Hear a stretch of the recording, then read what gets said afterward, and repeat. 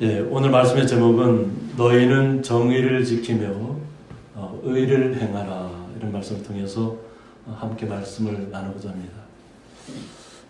오늘 말씀을 통해서 이사야 선지자가 어떤 또 환경 가운데 있었고 또 어떤 자세로 하나님의 말씀을 받고 또 하나님의 말씀을 증거했는지를 먼저 좀 살펴보도록 하겠습니다. 그래서 이사야가 활동하던 그 시대 배경이 있습니다. 시대 배경이 있는데 보면 유다 왕국에게는 참으로 힘든 시기였다고 얘기합니다. 그래서 시리아와 또 북이스라엘 동맹을 통해서 유다를 침공한 사건이 있었고, 그런데 왕들의 입장에서 보면 하나님을 의지해야 될 왕들이 하나님을 의지하지 않는 거예요.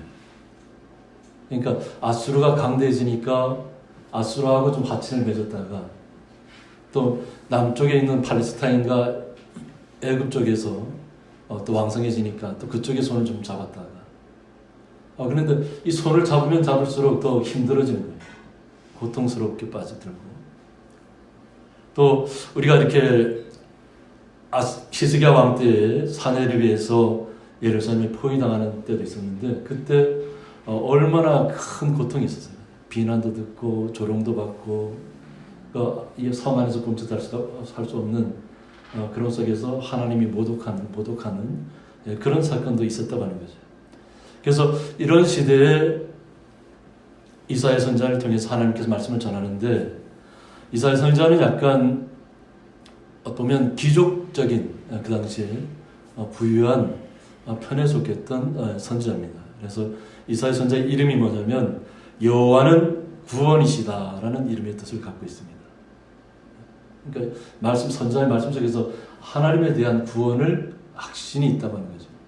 확신이 있고, 그래서 아모스의 아들로 예루살렘 출신이고 예루살렘 사람이고, 그래서 다른 지도자보다는 이렇게 귀족이나 왕족하고 함께 생활할 수 있는 시간들이 많았다고 하는 거죠. 또 그러한 과정들을 어떻게 그들이 잘못을 하고 있고 반역을 하고 있고 하나님을 떠나고 있는가를 누구보다 잘 알았던, 권력에 가장 가까이 있었던, 지켜봤던 선지자 중에 한 분입니다. 그래서 우시야 왕의 이제 사촌이거나 아마지아의 조카였을 가능성이 높다고 이렇게 기록이 되어 있습니다.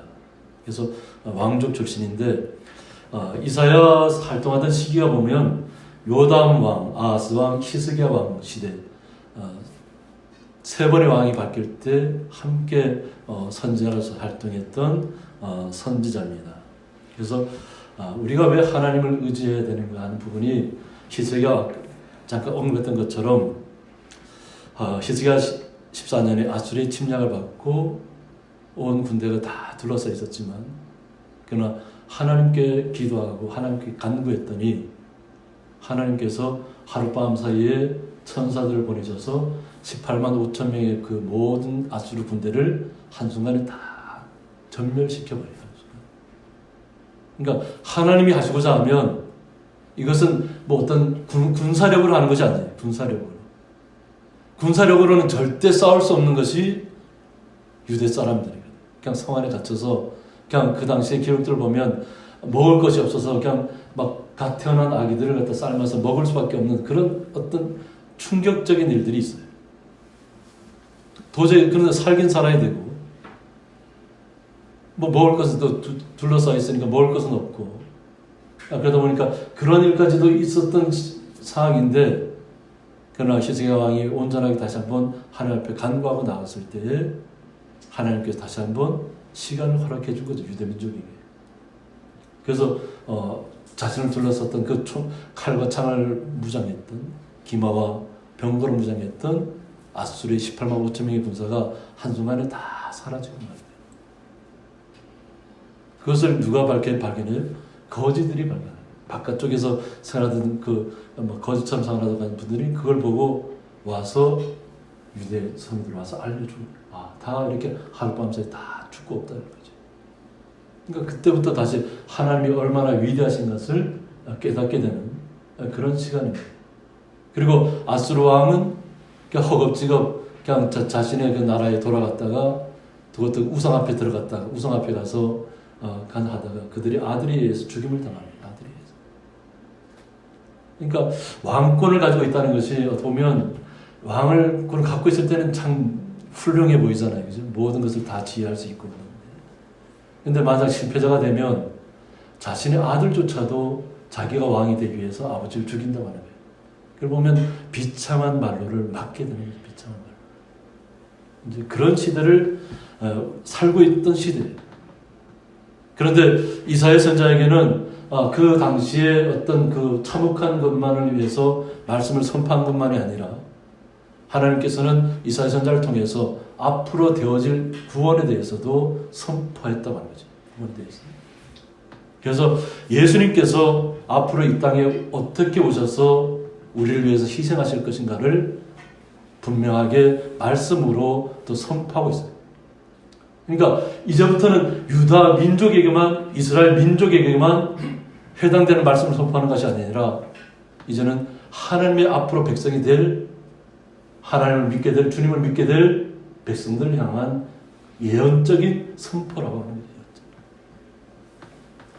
그래서 이사야 53장에 보면 그가 찔림은 우리의 허물을 인하며 그가 상함은 우리의 죄악을 인함이라. 그가 징계를 받음으로 우리가 평안을 누리고 그가 채찍에 맞음으로 우리가 나음을 입었도다. 우리는 다 양같이 그를 행하여 각기 제 길로 갔거늘 여호와께서 우리의 죄악을 그에게 담당시키셨도다.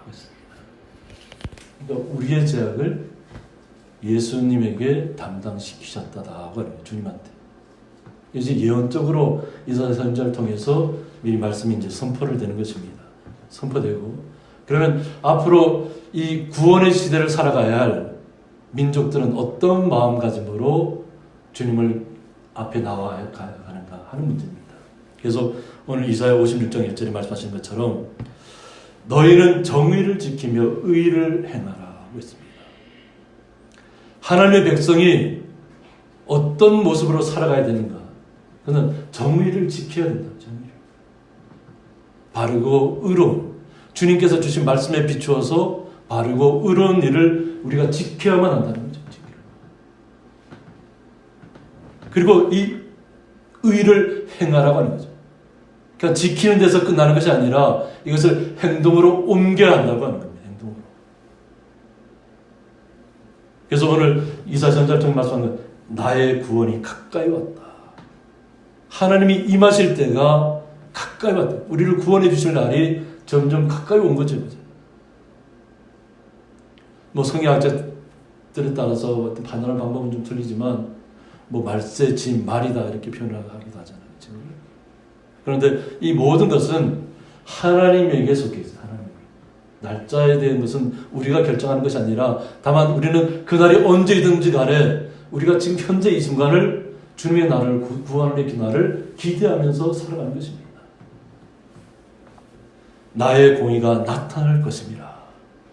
여호와 하나님께서 주님께서 우리에게 나타날 공의롭게 행할 일들이 분명하게 있다고 하는 거죠. 그러니까 하나님은 항상 우리 여호와 하나님께서는 그냥 듣고 우리의 기도만 듣고 판단하시는 분이 아니에요. 직접 또 내려오셔서 항상 보면 천사들을 미리 다 내려오면서 그 이야기를 다 들어보잖아요. 그리고 정말 멸망을 당할 것인가 멸망하지 말 것인가 그때 와서 결정 보고 직접 눈을 보고 확인하고 돌이키지 않으면 그대로 실행하시는 거예요. 이것이 아브라함의 때부터 소돔과 고모라 때부터 계속 이어져 오는 일들이.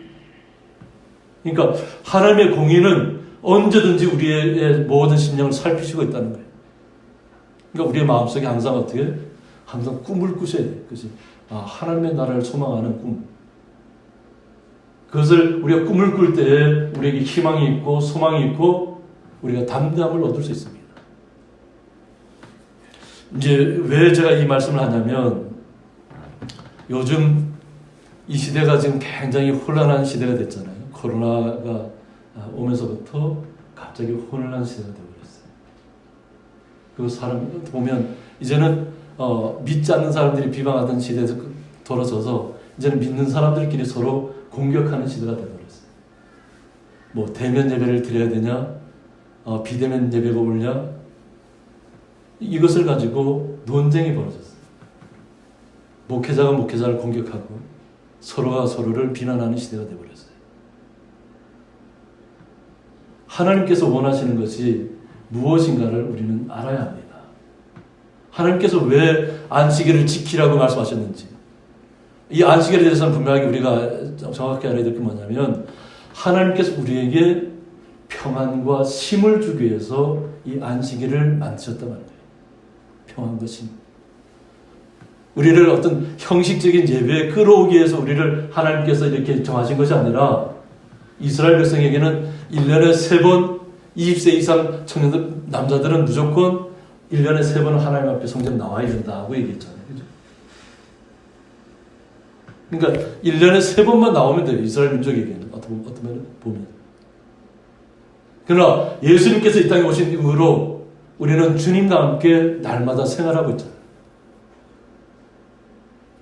주 예수님을 구원자로 받아들인 모든 기독교인들이 날마다 함께 모이기를 힘썼고, 날마다 서로 떡을 떼며 또 구제활동을 하고, 날마다 주님의 일을, 선한 일을 하기 위해서 행동으로 옮겼어요. 그런데 이 모든 날들이 하나님이 우리를 위해서 계획하신 날이에요. 우리에게 평안과 쉼을 주기 위해서, 우리를 억압하고 우리를 형식에 끌어매기 위해서 허락하신 날이 아니라는 거예요. 그러니까 우리는 어떤 형식적인 것을 따져서 우리가 서로를 비난하거나 이런 자리에 서서는 안 됩니다. 우리는 오직 하나님 앞에 서 있습니다. 하나님 앞에. 하나님께서 6일 동안 천지를 창조하셨잖아요. 하나님께서 우리가 살 수 있는 모든 환경들을 다 조성해 놓으셨다고 하는 거죠. 그리고 맨 마지막에 사람을 하나님께 창조하셨어요. 흙으로 빚으신 다음에 거기서 생기를 불어넣으셨다고 하는 거죠. 그리고 나서 하나님께서 쉬셨다. 그러니까 우리에게는 뭐냐면 6일 동안은 열심히 수고하고 땀 흘리는 일을 하나님께서 우리에게 주셨어요. 이 땅에서 사는 하나님께서 주신 모든 땅에서 생육하고 번성할 수 있도록 6일 동안은 우리가 각자의 삶의 자리에서 땀을 흘리라는 거죠. 그리고 가족들을 위하고 자녀들을 위하고 또 이웃들을 위할 수 있는 어떤 그런 생육과 번성할 수 있는 어떤 힘을 비축하는 거죠. 그런 시간을 하나님께서 주셨다고 하는 거죠. 그런데 왜 하나님께서 7일째 되는 날 안식하게 하셨는가? 그것은 바로 우리를 위하여서. 하나님을 위해서 이 안식을 만들어 오신 것이 아니에요. 우리를 위해서 하나님 만든 것입니다. 그래서 마가복음 2장 27절에 보면 또 이르시되 안식일이 사람을 위하여 있는 것이라고 했습니다.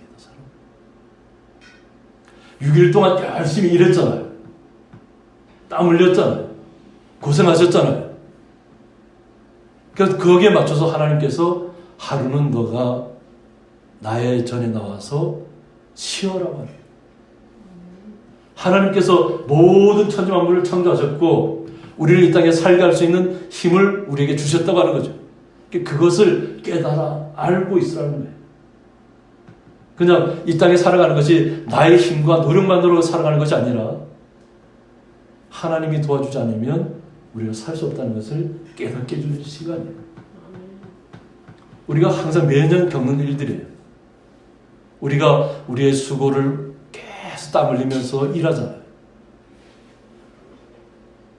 어떤 분들은 나는 일할 시간이 부족해서 그냥 교회를 못 나오는 분들이 있어요. 교회를 못 나오는 분들이 있어요. 그런데 결실을 딱 앞두고 결실을 해보면 때로는 올해 장마가 계속 이어지고 태풍이 오고 이러면 아무리 우리가 수고하고 노력했다 할지라도 그 결실을 온전하게 거둘 수가 없어요. 하나님 함께 해주지 않으면 거둘 수가 없단 말이죠. 그래서 죽고 사는 문제가 우리의 힘과 노력과 어떤 능력으로 되는 게 아니에요. 우리는 하나님의 은혜가 임해야 되고 하나님의 능력이 임하면 우리가 이 땅에서 숨 쉬는 것 자체가 굉장히 큰 은혜예요. 우리는 처절하게 느끼고 있잖아요. 지금 코로나 시대에 지금 마스크를 다 쓰고 계시고, 마스크를 쓴 것이 오히려 더 갑갑하죠. 우리 여기 고향같이 청정한 지역에서 공기 좋은 곳에서 마스크를 써야만 되는 그런 비참한 시대가 되어버려요. 좋은 공기를 마셔야 되는데, 이게 서로 우리 함께 성도들이 만날 때는 서로를 배려하는 차원에서 마스크를 써야 되잖아요. 그러나 우리가 가정으로 돌아가고 우리 일터로 돌아가면 다 마스크 벗고 그냥 자유롭게 일하시잖아요. 그것이 하나님께서 우리를 창조하신 목적이에요. 근데 그 창조 목적이 뭐냐면 하나님을 기억하라는 거예요. 하나님을 기억하라. 우리의 수고와 땀만 가지고는 되는 일이 아니라는 거죠. 오직 하나님으로부터 은혜를 입고 힘을 더 우리가 충전해 가는 시간이에요. 그 시간을 안식으로 우리에게 주신 거예요. 우리에게 주님이 항상 우리에게 샬롬이라는 표현을 하잖아요. 우리가 성도를 통해서 우리 성도들 어느 곳을 가든지 어느 집에 가든지 항상 먼저 그 집의 평안을 빌어주라고 얘기하잖아요. 그것처럼 주님께서 우리에게 평안을 주시기 위해 평안을 6일 동안 열심히 일했으니까 오늘 하루는 하나님을 기억하고 평안한 쉼을 누리라는 거죠.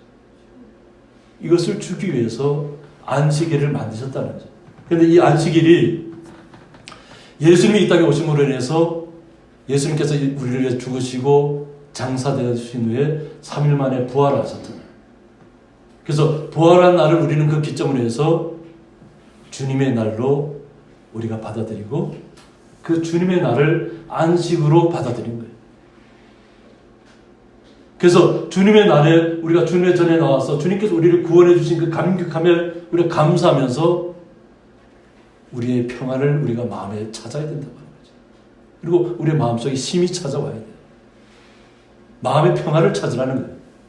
그리고 우리의 육신의 어떤 힘을 얻으라는 거예요. 우리가 아무리 로봇이 아닌 다음에는 우리가 계속 일만 하다 보면 나도 모르는 순간에 지쳐서 쓰러져 버려요. 나도 모르는 순간. 우리 성도님들은 더 열심히 경험해봤잖아요. 밭에서 일하는 것이 얼마나 힘들어요. 제가 항상 감사합니다. 때로는 저도 막 엉금엉금 길 때가 있었어요. 이 예배당 짓기 전에 여기 밭이었을 때, 뭐 옥수수 조금 우리 성도님들을 위하면 아무것도 아니잖아요. 근데 여기다 감자도 심고, 옥수수도 심고, 뭐 고구마도 심고 여러 가지 해봤어요. 작물을. 뭐 약혼도 심어보고. 그런데 제가 나중에 엉금엉금 기었어요. 일한다는 것이 쉬운 일이 아니에요. 그냥 청바지를 입고 엉금 기었다. 보통 우리 여자분들은 그래도 앉아서 일하는 것이 좀 이렇게 좀 낫잖아요. 근데 남자분들은 앉아서 일하는 게 더 힘들어요. 이상하죠. 그래서 대체로 남자분들은 서서 일하는 걸 좋아해요. 서서 일하는. 그만큼 고통스러운 시간들이에요. 근데 하나님께서 이제 그 6일 동안 열심히 그렇게 했으니까 하루 우리의 육신도 쉬라고 하는 거예요. 육신도. 하나님께서 우리를 위해서 이 날을 정하신 거예요. 그래서 우리가 이 날을 주님의 날로 기억하고 하나님 전에 나와서 예배하는 거예요. 온전하게. 그러면서 내가 나에게 평안을 얻는 거죠.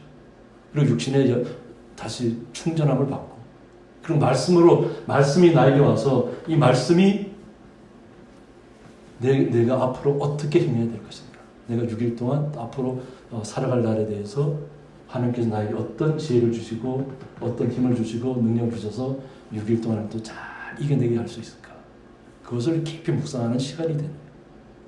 그래서 우리가 온전하게 그 시간을 지키는 것이 중요해요. 그래서 마가복음 2장 28절 말씀하는 것처럼 이런 걸 인자는 안식일에도 주인이라고 말씀합니다. 예수님께서 안식일의 주인이라는 거예요. 그러니까 우리가 주님의 날을, 주일을 거룩하게 지킬 수 있는 거예요. 성경에 없는 이야기가 아니라 예수님께서 안식일의 주인이라는 거예요. 그러니까 우리가 주님의 날에 나와서 이렇게 마음의 기쁨을 얻고 주님 앞에 우리의 모든 소원들을 다 아뢰는 기도를 하는 거죠. 때로는 탄식할 때도 있고, 때로는 우리의 연약함 때문에 우리가 질병을 고쳐달라고 얘기할 때도 있고, 우리의 모든 가정사의 문제라든가 이런 문제가 생기면 다 하나님께 고백하는 거잖아요. 그래서 주님으로부터 우리가 응답을 받는 시간을 가져야 한다는 거죠. 그런데 이것을 갖다가 잘못해서 어떤 목회자들은 그런 얘기를 해요. 우리가 차별금지법에 대해서 반대해야 된다는 얘기를 하잖아요. 그것은 동성애가 옳다고 얘기하고, 남자와 남자가 결혼하는 것이 옳다고 얘기하고, 여자와 여자끼리 결혼해도 옳다고 하는 그런 시대가 되어버렸어요. 초등학교 교과서에도 그것을 갖다가 권장사항으로 해서 그런 것을 책으로 만들어서 막 내보내요.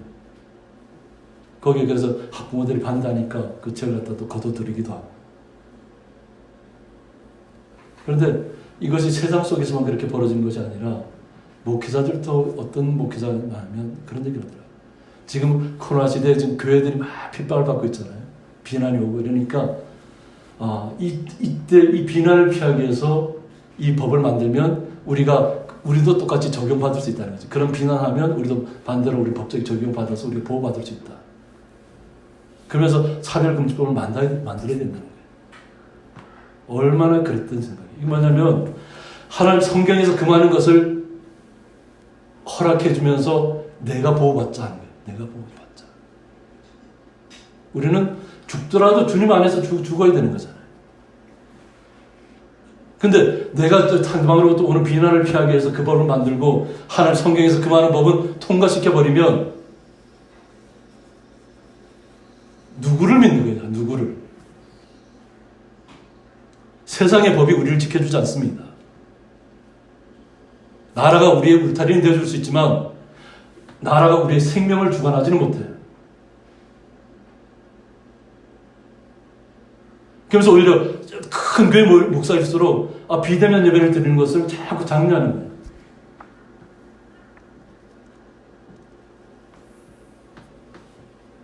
우리는 하나님의 말씀에 비추어야 됩니다. 내가 어느 곳에 있든지 하나님을 온전하게 지금 예배하고 있는가. 제가 항상 이 시골에 와서 전담해서 느끼는 것이 뭐냐면, 저는 이렇게 교회에 나오지 못할 형편에 있는 분들이 많이 있어요. 그런 분들 전도할 때 어떻게 하냐면, 있는 곳에서 교회에 나오지 않아도 좋다. 있는 곳에서 주님을 영접하라는 거죠. 주님을 영접하고 주님 앞에 간구하고 기도하라고 하는 거죠. 주님을 예배하라는 거죠. 우리는 온전하게 주님을 예배하는 것을 알려줘야 되는데, 형식적인 예배에 우리가 굴레에 둘러싸여져서 대면 예배, 비대면 예배 이런 말도 안 되는 얘기들이 나와서는 안 되는 거예요. 갑자기 없던 그런 얘기들이 갑자기 생겨나서 신조처럼 생겨버린 거예요. 우리에게 대면 예배가 어디 있고 비대면 예배가 어디 있었어요. 온전히 주님의 말씀 좀 묵상하고 주님이 나를 어떻게 지켜주신가를 깊이 묵상하는 가운데 한 주간 동안도 지켜준 것에 감사하고, 앞으로 나아갈 한 주 동안에도 주님께 지켜줄 것을 기대하고, 우리의 마음속에 평안을 찾고, 혼잡했던 일들이 있었다면 그것을 다 주님 앞에 내려놓고, 그리고 다시 힘을 얻어서 한 주간 또 살아갈 수 있는 힘을 얻어야 되잖아요. 말씀을 통해서 힘을 얻기 위해서 우리가 예배하는 것이지, 어떤 시간에 매여서 굴레에 매여서 우리가 형식적으로 나와 있어서 예배하는 것이 아니라는 거예요. 우리는 온전하게 우리의 마음이 지금 주님을 만나고 있는가, 그것이 중요합니다. 이것은 장소를 떠나서 이 시간 주님의 날이라는 것을 알고 있다면, 성도라면 당연히 이 시간을 귀하게 여기셔야 되죠. 오늘 정말 하나님께서 쉬러가는 그 시간, 평안을 누리면서 쉬시라고 합니다. 안식을 누리라는 거죠.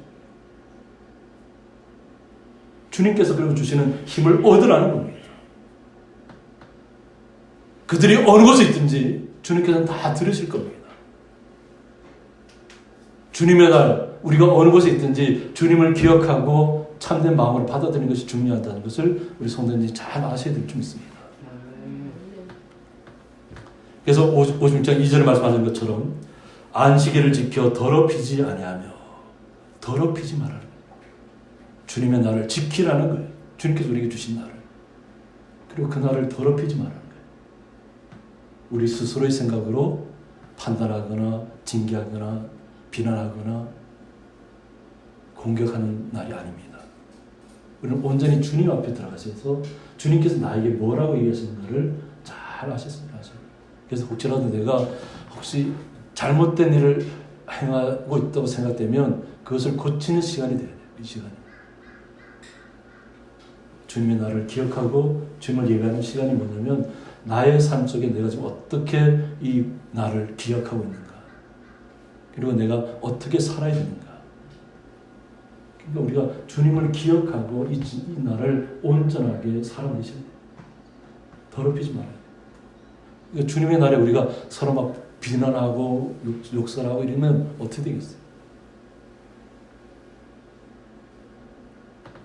그래서 그의 손을 금하여 모든 악을 행하지 아니하여야 한다고 말씀하고 있습니다.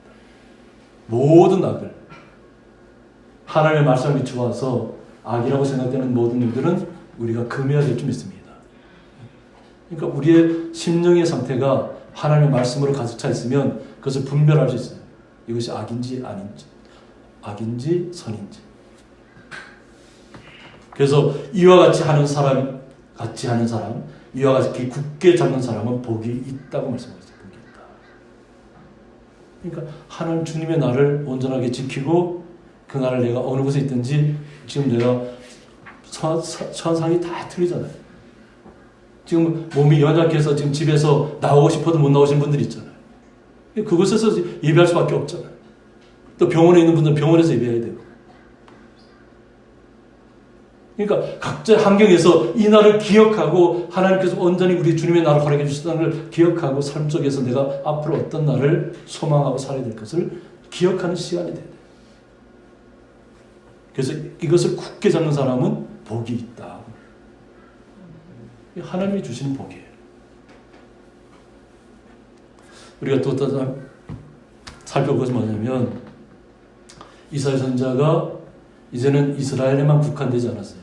예언의 선포가 이제는 모든 민족에게 하나님의 말씀이 선포될 것을, 하나님의 구원이 임할 것을 선포했다는 거죠. 왜 이와 같이 됐냐면 이스라엘 백성들은 우리가 역대기나 열왕기 상하를 살펴보면 하나님 앞에 나왔다가 범죄했다가 하나님 앞에 나왔다가 범죄했다. 하나님이 지켜주시면 또 그것이 우상이 자기들 지켜준 줄 착각해서 그러니까 이웃 나라한테 가서 서로 손을 잡으려 하고 어느 손을 잡는 것이 자기는 유리한가를 자꾸 따지다가 결국은 나라가 망하는 시간까지 가잖아요. 나라가 무너지는 시간까지 가는데도 그때까지도 이 사람들 그걸 알지 못해요. 자기 나라가 무너지고 있다는 거예요. 하나님을 의지해야 될 백성들이 하나님을 의지하지 않고 있다는 거예요. 그래서 신약시대에는 예수님을 통해서 많은 사람들이 주님을 영접했잖아요. 이것을 예언적으로 선포하고 있는 거예요. 앞으로는 이스라엘 민족에게만 구원이 있는 것이 아니라 이제는 앞으로 주님을 영접하는 모든 사람들에게 구원이 있을 것을 오늘 말씀으로 이야기하고 있습니다. 그래서 56장 3절에 보면 여호와께 연합한 이방인은 주님과 이제 손을 맞잡은 것이죠. 주님과 이제 결속이 된 거예요. 우리가 전에는 하나님의 백성이 아니었다고 하는 거죠. 구약시대만 해도. 근데 예수님이 오심으로 인해서 우리가 여호와와 연합한 사람들이 함께. 그래서 여호와께서 나를 그의 백성 중에서 반드시 갈라내시리라 말하지 말며라고 했습니다. 이 말씀이 왜 나왔냐면 이스라엘 민족은 선민 사상을 갖고 있고 있잖아요. 이스라엘 민족만 하나님의 백성이고 하나님 앞에 구원받을 백성. 그러면서도 제약 가운데 자꾸 범죄하고 제약 속에 들어가고 다 그런 건 아니겠지만 그런데 우리는 나중에 믿었잖아요. 예수님이 아니면 우리는 주님을 영접할 수도 없었잖아요. 하나님을 알지도 못하고. 근데 우리가 후발주자잖아요. 따져보면 나중에 믿었잖아요. 그런데 스스로 생각해서 나는 이스라엘 민족은 선민민족 하나의 백성이고 우리는 나중에 믿었으니까 우리는 좀 2등 국가 이런 식으로 하나님 나라에 가서도 우리가 2등 국가처럼 이렇게 취급받는 거 아닌가 생각할 수도 있잖아요. 그런데 그것이 아니라고 하는 거예요. 나를 그의 백성 중에서 반드시 갈라내시리라 말하지 말라고 했습니다. 우리 스스로 위축되어져서 하나님은 우리 이스라엘 백성보다 우리를 좀 약간 나중에 생각할 거야. 이게 문제가 아니라 우리는 주님을 믿는 그 순간에 동일하게 주님의 은혜가 우리에게 임했다는 것을 아셔야 됩니다. 그래서 우리가 주님을 대할 때는 담대한 믿음으로 나가셔야 돼요. 두 번째가 아니에요, 우리가. 이스라엘 민족이 첫 번째고 우리는 두 번째가 아니라 주님을 영접한 모든 사람들은 주님께서 그렇게 취급하지 않으신다는 거예요. 그러니까 굳게 그것을 그런 말조차도 하지 말라는 거죠. 그리고 고자도 말하기를 나는 마른 나무라 하지 말라고 했습니다. 구약시대에는 눈이 앞이 안 보이거나 또 다리를 절거나 남자로서 역할을 할 수 없는 사람들은 거기에 들어갈 수 없었어요. 구분을 시켜놨다. 그런데 하나님께서 이제는 육체의 연약함은 아무것도 아니라는 거예요.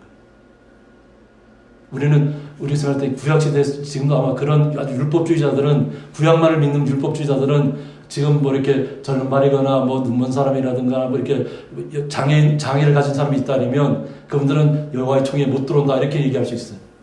신명기 말씀 들어서 뭐 레위기 말씀 있고. 그러나 예수님께서 우리에게 오신 목적이 모든 사람에게 구원을 허락해 줬다는 거예요. 이제는 우리의 몸이 연약한 사람이든지 아픈 사람이든지 뭔가 부족한 사람이라든지 그 어떤 사람이라 할지라도 주님을 영접한 모든 사람들은 다 주님의 백성이라는 거예요. 그래서 그런 말을 하지 말라고 하는 거예요. 그래서 여호와께서 이와 같이 말씀하시기를 나의 안식일을 지키며 라고 했어요. 그래서 안식에 대해서 지키라는 얘기가 맞나요? 주님의 날을 지키라는 거죠. 주님의 날이 뭐라 그랬어요? 우리에게 평안과 힘을 주는 날이에요. 주님 때문에 우리가 평안을 얻고 우리의 육체의 연약함도 다 주님 앞에 맡기고 힘을 얻고 다시 회복하는 시간이에요. 이것을 지켜야만 된다는 거죠. 그리고 내가 기뻐하는 일을 선택하라고 얘기합니다. 주님께서 기뻐하시는 일을 우리가 선택해야 돼요. 바른 선택을 해야 된다는 거죠. 그리고 나의 언약을 굳게 잡는 고자들에게는 이거 한번 주님께서 우리에게 믿음으로 주셨으면 그것을 굳게 잡고 있어야 됩니다. 그러면 우리가 뭐 그들에게는 이방인으로 보이고 연약한 사람으로 보이고 장애를 가진 사람으로 보이고 그런다고 할지라도 하나님께서 우리를 어떻게 대우하시냐면 5절에 내가 내 집에서 내 성 안에서 아들이나 딸보다 나은 기념물과 이름을 하나님의 나라에서 아들이나 딸보다 나은 기념물과 이름을 우리에게 허락해 주셨다는 거예요. 주님을 우리가 영접하고 온전하게 주님만을 기대하고 주님 앞에 감사하면서 주님께 주시는 평안을 우리가 받아들이고 주님께 주시는 힘을 우리가 해서 우리의 육체의 연약함을 주님으로부터 극복하고 그것을 잘 지키는 시간을 가졌더니 아들이나 딸보다 나은 기념물도 우리에게 주신다는 기념물. 상징적으로 우리에게 하나님의 아들이다 딸이다 하는 그 기념물을 우리에게 주시겠다는 거예요. 그리고 영원한 이름을 주겠다는 거예요. 영원한 이름. 쇠하지 않는 이름. 사라지지 않는 이름. 영원한 이름을 우리에게 주셨다는 거예요. 그러니까 지금 우리 성도님들이 얼마나 큰 감격에 겨워하셨는지 몰라요. 주님께서 우리에게 영원한 이름을 주셨다는 거예요. 우리는 전에는 이방인이었지만 지금은 주님의 사람으로서 거듭났다는 거죠. 그리고 끊어지지 아니하신다. 끊어지지 않아요. 하나님께서 우리에게 영원한 이름을 주신 다음에는 우리를 주님의 나라에서 끊어낼 수가 없다는 거죠. 그래서 오늘 또 6절에서 연합하여라는 얘기가 또 나오고 있습니다. 여호와 연합하여 그를 섬기며 우리는 한번 주님 앞에 이제 연합했기 때문에 그에서 떠날 수가 없어요. 끊을 수 없는 그 끈을 잡고 있는 거예요. 주님과 함께. 다만 우리는 섬겨야 된다는 거죠. 주님을 온전하게 나의 구원자로 나의 메시아로 우리 마음속에 각인하셔야 됩니다. 우리가 어느 곳에 있든지 항상 주님은 나의 구원자라는 것을 인식에서 떠나서는 안 될 줄 믿습니다. 그리고 여호와의 이름을 사랑하라고 했죠. 주님께서도 얘기하셨잖아요. 인자를 사랑하며 여호와를 우리는 사랑해야 됩니다. 주님께서 우리에게 영원한 생명을 부여해 주셨고 영원한 기념물, 그죠? 이름을 우리에게 주셨잖아요. 이전에는 우리가 하나님의 백성이 아니었는데 이제는 하나님의 백성을 만드셨다는 거예요. 얼마나 우리가 소중한 존재는. 그러니까 우리는 반드시 주님의 날을 지켜야 된다는 겁니다. 지켜야 되고 더럽히지 말아야 된다. 더럽히지 말아야. 나의 언약을 굳게 지키는 이방인마다. 그러니까 주님께서 우리에게 말씀 주셨잖아요. 그것을 굳게 지키는 이방인마다. 내가 곧 그들을 나의 성산으로 인도하여 주님의 성산으로 거룩한 주님의 산으로 인도하여 기도하는 내 집에서 그들을 기쁘게 할 것이다. 주님 앞에 나와서 기도하면 주님께서 우리에게 우리의 모든 것들을 기쁘게 해주시겠다는 얘기잖아요. 그러니까 결국 우리의 기도를 들어주신다는 얘기예요. 우리가 주님 앞에 주님을 인식하고 주님께서 나의 구원자가 되시고 나에게 평안을 주시는 분이고 나의 육체에 힘을 주시는 분이라는 것을 우리가 확실하게 알고 주님 앞에 나가서 주님 앞에 간구하는 기도를 하면 주님께서 우리를 기쁘게 해주실 것이다. 기쁘게 할 것이며 그리고 그들의 번제와 희생을 나의 대전 안에서 기꺼이 받게 그러니까 기꺼이 받아주신다. 우리의 기도를 기꺼이 받아주신다는 거예요. 우리의 모든 예물과 우리의 마음을 다 주님께서 받아주신다는 얘기예요. 그래서 이는 내 집은 만민이 기도하는 집이라 일컬음이 될 것이니라. 그러니까 예수님께서도 흥분하신 것이 이거잖아요. 그렇죠? 예루살렘 성전을 갖다가 그냥 장사꾼들이 판치는 그런 것을 더럽혀놨기 때문에 기도하는 내 집에서 그렇게 해서는 안 됩니다. 그래서 주님께서 말씀하신 것처럼 이사야 선지자를 통해서 앞으로 되어질 일에 대해서 예언적인 말씀을 이미 주셨다고 합니다. 그래서 우리는 항상 주님의 전에 나와서 기도하셔야 될 줄 믿습니다. 그리고 기쁨을 얻어가셔야 돼요. 기쁨을.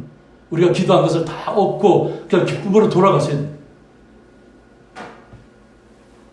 그리고 이스라엘에 쫓겨난 자를 모으시는 주 여호와가 말하노니 내가 이미 모은 백성 외에 또 이스라엘에 쫓겨난 자가 있다는 거죠. 결국은 나라가 무너지면서 흩어졌던 어떤 디아스포라적인 그런 면들이 있고 또 예수님을 구주로 영접했다는 것 때문에 이스라엘 사람들에게 쫓겨난 자, 유대인들에게 쫓겨난 자. 그 당시에는 예수님을 믿었다는 것 때문에 감옥에 가야 하고 죽음을 당해야 했던 시대. 그래서 흩어질 수밖에 없었다. 그래서 이스라엘에 흩어졌던 자, 쫓겨난 자들도 주님께서 다시 모으셨다는 거죠. 다시. 오히려 흩어진 곳에서 더욱더 주님의 말씀을 잘 증거하고 주님의 사랑을 기억하고 그것을 나눔과 섬김의 은혜로 다 나타냈잖아요. 그죠? 그러면서 하나님을 모르던 주님을 모르던 이방인들조차도 흩어진 사람들을 통해서 다시 주님을 영접했잖아요. 그래서 오늘 모은 백성 외에 또 모아 그에게 속하게 하리라.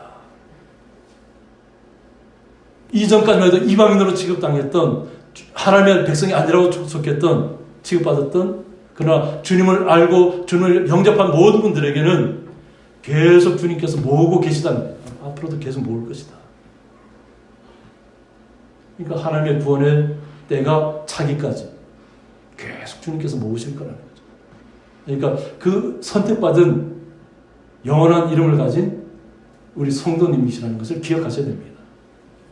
그러니까 성도님들이 그냥 이 자리에 나와 있는 것이 아니에요.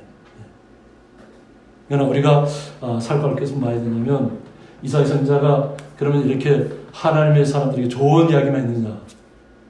그런데 오히려 그 당시에 나라를 다스리는 또 서기관들과 또 바리새인들과 대제사장들과 그러니까 하나님의 율법을 가졌다고 하는 사람들을 향해서 지도자들을 향해서 질타하시는 내용이 다음 절에 나옵니다.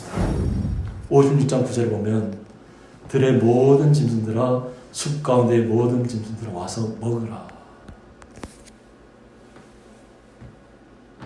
들의 모든 짐승들 그리고 숲 가운데 모든 짐승들 와서 먹으라. 근데 이것이 뭐 비유로 표현한 것인데 주변의 나라들을 얘기하는 거예요. 이스라엘 백성이 하나님 뜻대로 살지 않으니까 와서 먹으라.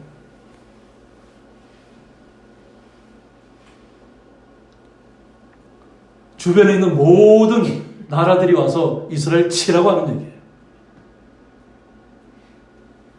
하나님의 백성이 하나님의 뜻대로 순종하지 않으니까 그것도 지도자들이 하나님의 말씀을 갖고 있다고 하는 사람들이 대제사장이나 서기관들이나 바리새인들이나 어떻게 보면 율법의 어떤 외식하는 자들 겉으로는 하나님을 섬긴다고 하면서 실제 삶 속에서는 하나님을 앞에 간구하지도 않고 하나님 앞에 온전하게 예배하지도 않는 그런 상황이 되다 보니까 결국은 하나님께서 이스라엘을 치도록 얘기해요. 와서 먹으라. 10절에 뭐라고 그래요? 이스라엘의 파수꾼들은 맹인이요 다 무지하며 벙어리 개들이라 짖지 못한다고 했습니다. 하나님의 말씀을 가졌다고 하는 율법자들이 인도한다고 하는 지도자들이 다 맹인이라는 거예요. 하나님을 보지 못한다는 거죠. 주변 나라가 어떤 나라가 우리에게 더 힘이 될까 그거는 자꾸 생각하고 상상하고 해서 어떤 나라하고 손을 잡으면 좋을까를 생각은 하는데 하나님을 보지 못하는 거예요. 그냥 맹인이란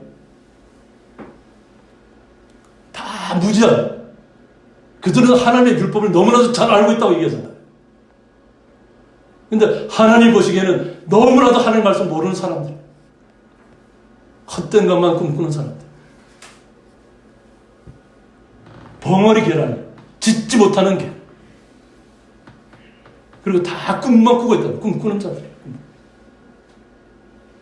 누워있는 자들이요 잠자기를 좋아하는 자들이니 그냥 항상 평안하게 자기들이 지켜줄 것을 하나님 온전하게 간구하지도 않으면서 하나님이 무조건 우리를 지켜주실 것이다. 평안하다. 왕의 옆에 있는 하나님 말씀을 갖고 있다는 율법자들도 항상 평안만을 얘기하는 평안만을 얘기하는 우리가 하나님을 떠나면 하나님 말씀대로 살지 않으면 우리가 징계를 받을 것이고 결국은 나라까지도 무너질 것이라는 것을 얘기를 해줘야 되는데 그런 얘기를 안 하는 거예요. 아무 얘기도 짓지 못하는 개들. 짓지 못하는 개는 뭔 쓸모가 있어요. 짓지 못하는 개.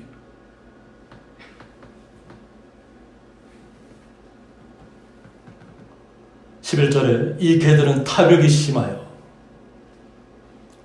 자신의 욕심만을 위해서 살고 있다. 족한 줄을 알지 못하는 자들이다. 하나님의 백성을 온전하게 선거하고 주님의 날을 거룩하게 지키고 더럽히지 않고 온전하게 주님을 만나는 그날이라고 얘기해줘야 되는데 선포해야 되는데 하나님을 온전하게 만나는 날이라고 얘기해주지 않는 거예요. 다만 나를 바라보라는 거예요. 주님을 바라보게 하는 것이 아니라 나를 바라보라는 나를. 이것이 무슨 뜻이에요? 멸망받을 심판받을 그런 이야기예요. 그것도 말씀을 갖고 있다는 사람들이 그냥 자신들에게 풍요와 무언가를 주는 여건만 마련되면 계속 좋다고만 얘기하는 게 좋다고 자신들이 아니만 생각하는 거죠. 그들은 멀지각한 목자들이에요. 지각이 없다는 거예요. 지각이 없는 것도 모자라서 멀지각하다. 잘못된 생각에 그냥 거기에 푹 빠져서 하나님의 말씀을 바로 판단하지 못한다고 하는 거예요. 다 제 길로 돌아간다. 다 제 길로. 그리고 사람마다 자기 이익만 추구한다. 자기 이익만. 자신의 유익만을 찾고 있다는 거죠. 자신의 유익만. 12절에 오라 내가 포도주를 가져오리라. 우리가 독주를 잔뜩 마시자. 내일도 오늘같이 크게 넘치리라. 한번 잘못된 생각이 잡히면 그냥 자신들이 있는 그것이 정말로 좋은 것인가를 착각하는 거예요. 모든 것은 말씀에 비추어서 판단해야 돼요. 말씀에 비추어서. 나의 기준과 나의 도덕성이 하나님 말씀을 판단하는 것이 아니에요. 말씀이 나를 주장해야 되지 내 얘기가 사람을 주장해서는 되는 것이 아니라는 게.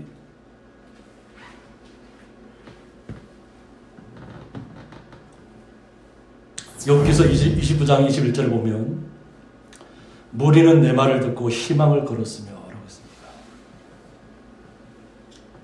욥이 주님의 의로운 사랑으로 사탄도 시기할 만큼, 그래서 하나님께서 욥이 와서 시험을 하잖아요. 그래서 주님께서 시험을 허락하시는 거예요. 왜? 욥은 하나님의 사람, 주님의 사람이니까 어떤 유혹을 하더라도 결코 그는 나를 떠나지 않을 것이다. 나를 버리지 않을 것이다. 하나님이 욥을 신뢰하고 있는 거예요.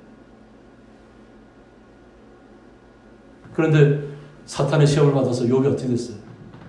온몸에 그냥 고름이 막 나고 진물이 나고 막 괴압장으로 자기 몸을 긁어야만 되는 그런 상황들, 고통의 시간들이 계속 오잖아요. 그런데 하나님께서는 다만 그에게는 생명만은 거둘러서는 안 된다. 생명은 누구에게 속했어요? 하나님께 속했다는 거예요. 그러니까 욥이 정말로 참혹한 환경에 있으니까 그냥 보기만 해도, 사람들이 보기만 해도 그냥 몰골이 너무 그냥 사람의 모습이 아닌 거예요. 살아있긴 살아있는데 사람의 모습이 아닌 것으로 막 있으니까 다 친구들도 와서 비난하고 오는 사람들마다 다 비난하고 그 자식들조차도 와서 비난하고. 그래서 오늘 욥이 이 말씀을 하는 거예요. 무리는 내 말을 듣고 희망을 걸었으며 내가 가르칠 때 잠잠하였노라. 그러니까 욥이 그냥 왕성하게 하나님의 은혜를 통해서 모든 것이 다 충만할 때, 완벽할 때 하나님 항상 지켜주셨기 때문에, 보호하셨기 때문에, 그럴 때는 많은 사람들이 다 욥 앞에 와서 욥의 말을 듣고 희망을 얻었다는 거죠. 희망을 걸고 욥처럼 살아야 되겠구나. 그리고 욥이 하나님 앞에 받은 말씀을 가르칠 때 다 그것을 잠잠히 다 받아들였다는 거예요. 그리고 22절은 뭐라고 해요? 내가 말한 후에는 그들이 말을 거듭하지 못하였나니. 반박하지 않았다는 거죠. 그냥 그 말씀이 다 옳으니까 그 말씀을 잘 받아들여서 나의 말이 그들에게 스며들었음이라 하고 얘기해요. 그냥 욥이 하는 말씀은 그대로 그들의 삶 속에 다, 마음 속에 다 받아들여지는 거예요. 은혜가 되는 거죠. 23절에 그들은 비를 기다리듯 나를 기다렸으며 봄비를 맞이하듯 입을 벌렸느니라고. 항상 주님의 은혜를 기대하고 항상 주님의 말씀이 어떤 말씀이 우리에게 들려질까를 욥을 통해서 들려지는 것을 항상 귀 기울였다고 하는 얘기예요. 24절에 그들이 의지 없을 때, 때로는 그들이 정말 아무런 힘도 고통도 느낄 시간이잖아요. 방황할 때, 의지 없을 때. 그럴 때 욥이 미소하면, 내가 미소하면 그들이 나의 얼굴빛을 무색하게 아니하였느니라고 했습니다. 자신들이 힘들고 어려울 때도 욥의 말씀을 통해서 하나님의 말씀을 들으면 그냥 미소가 이렇게 번진다는 거죠. 얼굴에서 이렇게 웃음꽃이 피는 거죠. 어렵지 않은 것이 아니라 어려움에도 불구하고 그 말씀만 들어도 그냥 마음이 편안히 찾아오고 미소가 번질 수 있는 그렇게 했다는 거죠. 욥한테 그렇게 했는데 막상 욥이 참혹한 환경 속에 처하니까 욥기 30장 1절에 뭐라 그래요? 그러나 이제는 나보다 젊은 자들이 나를 비웃는구나 하고 있습니다. 젊은 자들이 저는 비웃기 시작했다는 거예요. 그들의 아비들은 내가 보기에 내 양떼를 지키는 개 중에도 둘만하지 못한 자들이니라. 양떼를 지키려면 양떼를 지키는 개가 있잖아요. 그죠? 그 개만도 못하다는 거예요.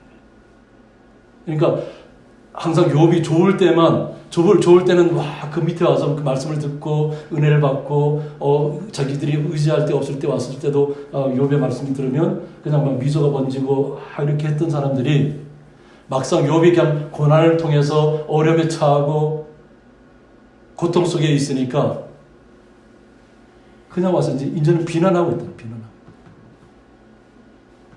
그러니까 욥이 뭐라냐? 나의 양떼를 지키는 개 중에도 둘만하지 못한 자들이다.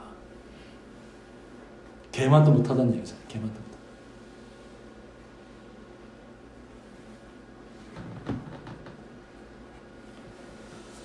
시편 101편 1절에 보면 우리는 시편 다윗 기자를 통해서 이 말씀을 온전하게 우리가 받아들여야 될 줄 있습니다.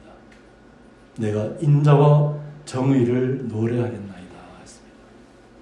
주님을 그리고 바르고 옳은 일을 노래하겠다. 하나님의 말씀에서 떠나지 않겠다는 얘기죠. 하나님의 말씀을 지키고 또 그것을 행하겠다는 얘기예요. 그냥 나의 생각에서 머물러 있는 것이 아니라 무엇이 하나님의 말씀을 비추어서 옳은 일인가 그런 일인가를 판단해야 된다는 거죠. 그리고 주님을 우리는 사랑해야 되잖아요. 그리고 우리는 주님을 찬양해야 되잖아요. 여호와여 내가 주께 찬양하리이다.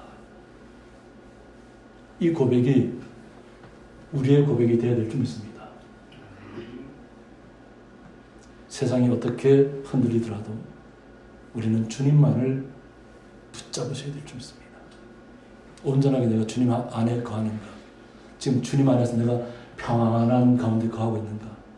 주님께서 나에게 주시는 쉼을 지금 누리고 있는가? 그것을 잘 간직하셔야 돼요. 그래서 주님께서 주시는 그 쉼을 통해서 우리가 회복돼야 돼요. 그리고 우리가 시편을 다윗 기자를 통해서 2절에서 말씀하고 있는 것처럼 내가 완전한 길을 주목하오리니 우리는 완전한 길을 주목해야 될 줄 있습니다. 이것은 시시각각 변하는 세상적인 것에 우리가 초점을 두는 것이 아니라 하나님 나라에 초점을 둬야 될 줄 있습니다. 하나님 나라를 소망하시고 이 땅에서 서로 위로하시고 격려하시고 함께 주님을 찬양하셔야 돼요. 그래서 주께서 어느 때나 내게 임하시겠나이까 내가 완전한 마음으로 내 집안에서 행하리이다 하고 있습니다. 이제는 흔들리지 않는 마음, 온전한 마음, 오직 주님만을 내 마음에 모시고 사는 마음으로 어떻게 우리의 집안에서 우리의 기업 안에서 행동해야 됩니다. 주님께서 원하시는 건 이런 기도예요. 이런 기도가 우리의 삶 속에 넘쳐서 항상 주님께서 주시는 힘으로 우리의 힘을 얻고 평안을 얻고 기쁨으로 우리의 또 삶의 일터로 또 나가셔야 되잖아요. 6일 동안 또 나가셔야 되니까 잘 주님을 의지해서 잘 이겨내시기를 또 주님의 권능이 임하고 또 주님의 치료가 임하시기를 주님의 이름으로 축원드립니다. 함께 기도하겠습니다. 너희는 정의를 지키며 의를 행하라는 말씀을 통해서 주님의 말씀을 다시 한번 살펴봤습니다. 혼미한 세상 속에서 우리의 마음이 흔들리고 분해되고 쫓기듯이 다니는 것이 아니라 오직 주님의 말씀대로 주님의 나라를 기억하고 지키면서 주님께서 말씀으로 우리에게 원하시는 뜻이 무엇인지를 잘 깨달아서 그 깨달아진 마음을 우리의 삶 속에서 행할 수 있도록 주님께서 더욱더 성도님들의 마음과 육체의 건강을 지켜주시고 새롭게 하여 주옵소서. 난 이 시간 함께하지 못하는 주의 성도들 기억하여 주셔서 어느 곳에 있든지 온전히 주님을 만나고 주님 평안함을 쉼을 누릴 수 있도록 주께서 복을 더하여 주옵소서. 예수님의 이름으로 기도드리옵나이다. 아멘.